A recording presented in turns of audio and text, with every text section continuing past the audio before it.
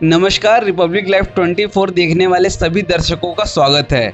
जैसा कि हर बार हम आपको एक महानुभावों से अवगत कराते हैं, उसी फेरिस्त में हम इस बार मिलेंगे वार्ड नंबर 25 से भाजपा के निगम पार्षद कनिका संदीप जैन जी से, जो कि अपने क्षेत्र की एक लोकप्रिय सेविका हैं। वह उत्तरी दिल्ली नगर निगम की 2 कमेटियां, जिसमें पहली कमेटी भी म्युनिसिपल अकाउंट्स और दूसरी committee high power property tax की डिप्टी चेयरमैन नियुक्त की गई है। और इसी के साथ ये ऐसी कर्मठ निगम पार्षद हैं जो क्षेत्र के कार्य के लेकर हमेशा तैयार रहती है। रिपब्लिक लाइव 24 न्यूज में आपका स्वागत है। इस वक्त मैं पहुंचा हूं रोहिणी क्षेत्र के अंदर में और हमारे साथ हैं कनिका संदीप जैन जी, निगम पार्षद वार्ड नंबर 25 से। जी हाँ दर्शकों, एक अपने क्षेत्र के लिए कर्मठ निगम पार्षद रही हैं और हमेशा किसी भी तरह का समाज का कार्य हो, राजनीतिक कार्य हो, बढ़ चढ़ के उन्होंने हिस्सा लिया है। कभी भी उनके क्षेत्र से कोई कंप्लेन नहीं मिलती कनिका जी की तरफ से कि क्षेत्र में कोई काम नहीं हुआ। कोई काम की पहले ही सूचना मिलने से पहले वहाँ पे आदमी को वहाँ पे खड़ा कर दिया जाता है और काम पूरी संपूर्ण तरीके से किया जाता है। तो हम बात करते हैं आज मैम के ऊपर जो कि 2 कमेटियों का भार और डाल दिया गया है, जो बोझ उनके कंधों पे आया हुआ है, तो उसके बारे में जानते हैं कि उनकी क्या रणनीति है। मैम, हमारे चैनल में बहुत बहुत स्वागत है आपका। धन्यवाद। मैम, मैं जानना चाहूँगा, जैसे कि अभी 2 कमेटियों का भार आपके कंधों पे और आ चुका है, तो उनकी क्या रणनीति रहेगी, किस तरह कार्य रहेंगे? देखिए, मैं अपने शीर्ष नेतृत्व का धन्यवाद करती हूँ। आदरणीय प्रदेश अध्यक्ष आदेश गुप्ता जी का, हमारे संगठन मंत्री आदरणीय सिद्धार्थन जी का, और दिल्ली प्रदेश जो है प्रभारी माननीय श्याम जाजू जी का, कि जिन्होंने मुझ पर विश्वास जताकर मुझे एक कमेटी में रिपीट किया है, जो लास्ट ईयर थी मेरे पास प्रॉपर्टी टैक्स कमेटी, और दूसरी जो नई कमेटी मुझे उसकी जिम्मेदारी दी गई है वो है म्युनिसिपल अकाउंट्स कमेटी। बहुत ही अच्छी कमेटीज़ हैं और उसमें काम करने का भी काम भी हम पूरा साल उसमें रहता है, क्योंकि प्रॉपर्टी टैक्स एक ऐसी कमेटी है जिसकी वजह से हमारी जो है पूरी एमसीडी का जो रेवेन्यू है वो आता है और उसी के बलबूते पर जो है विकास के कार्य संभव है। मैम, जैसे कि आपके कमेटियों का भार आपके कंधों पे आया हुआ है, तो आगे की क्या रणनीति रहेगी उन कमेटियों के लेके, किस तरह कार्य रहेंगे, इसके बारे में थोड़ा सा बताएं डिटेल में।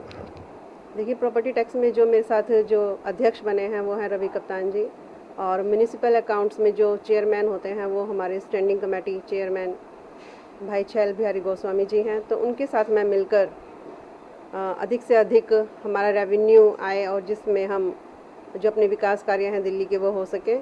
और इसी तरह से छैल बिहारी गोस्वामी जी के साथ जब मैं मिलकर हम काम करेंगे और अधिक से अधिक प्रयास करेंगे कि हमारी दोनों कमेटियां हैं वो अच्छे से काम करें और जनता के विश्वास पर हम खरा उतरें।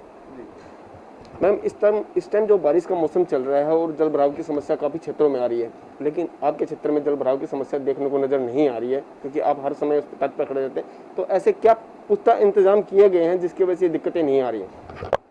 देखिए, मानसून का सीज़न चल रहा है और मानसून का जैसे सीज़न चलता है तो उससे पहले ही मार्च और अप्रैल में जो कार्य है वो शुरू हो जाता है नालियों की सफाई का।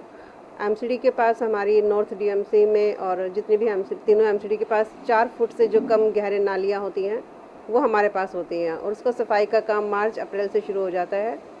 और लगभग हमारा जो सारी जो नालियाँ हैं वो साफ़ हो चुकी हैं, लेकिन हमें दिक्कत आती है पीडब्ल्यूडी की जो नालियाँ हैं, जो नाले हैं, उनसे दिक्कत आती है कि जो छोटी नालियाँ हैं वो जाकर बड़े नाले में मिलती हैं, और जब बड़े नालों की सफाई नहीं होती है तो बहुत जल भराव हो जाता है।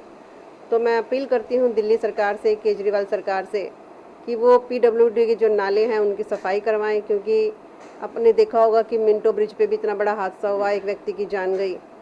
तो इस तरह के जो हादसे हैं वो ना हो दिल्ली में, क्योंकि दिल्ली अब विकास चाहती है, लेकिन मानसून के आते ही क्या दिल्ली सरकार जागरूक नहीं हो पाती है?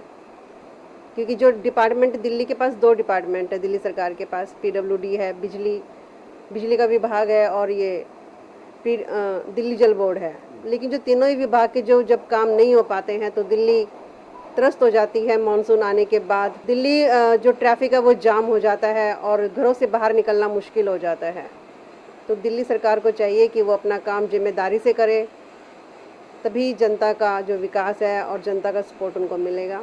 मैम, जिस तरह की इस टाइम अभी कोरोना काल से हम निकल के बाहर आए हैं, काफ़ी समस्याओं से जूझा हमारा जो देश जो जूझ रहा था, अब हम बाहर निकल चुके हैं और अनलॉक शुरू हो चुका है, तो किन किन सावधानियों को लोग बरतें? आप जो क्षेत्र चैनल के माध्यम से लोग आपको देख रहे हैं, क्या संदेश देना चाहिए? देखिए, जैसे हमारे प्रधानमंत्री माननीय नरेंद्र मोदी जी ने भी कहा कि सिर्फ एक ही जो उपाय है वो हम इस महामारी से हम जूझ सकते हैं, बच सकते हैं, वो है कि 2 गज की दूरी बहुत ज़रूरी है।